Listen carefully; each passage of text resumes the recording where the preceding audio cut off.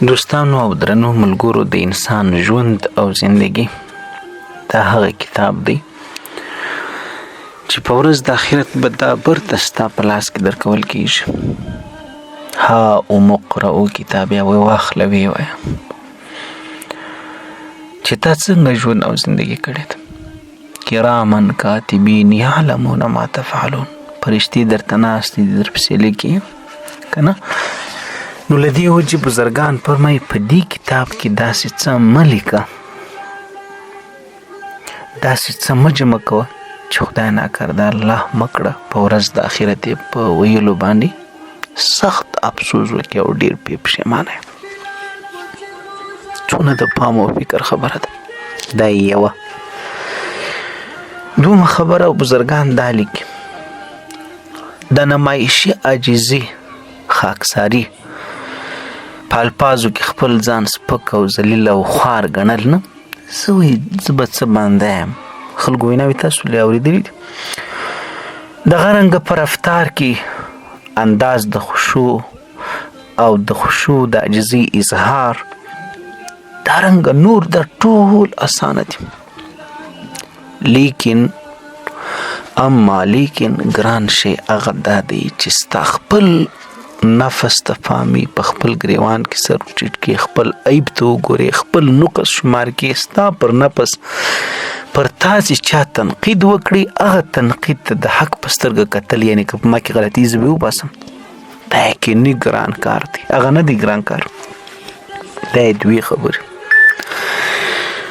درېیمه خبره بزرګان دا لیکي در هغه عابد چې هغه مغرور وي. دا بعضې کسان تاسو لیدلي تسبیح اړین او داسې سترګې نیولي او داسې د خپله مخ او شکله نیولي چې ته باید دنیا یې ټوله فتح کړې ده، فاتح د دنیا ناست دی. نه، در هغه مغرور عابد هغه عاجز خاکساره ګناهګاره تر غوره او بهتره دی.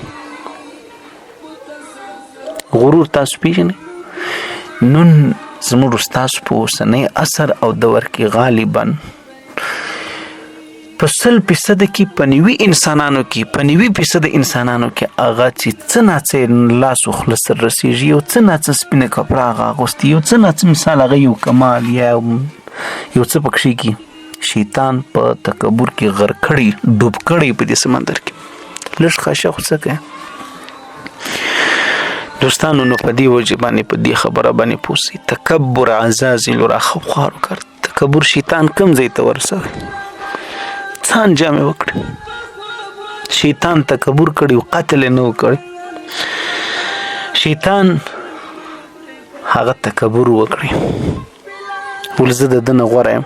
نن څوک پر چا باندې ځان ورکوي نو دا نمایشي تسبیح اړول، نمایشي عاجزي در دې هغه خاکساري سره ګناهګاره تر بالا دی.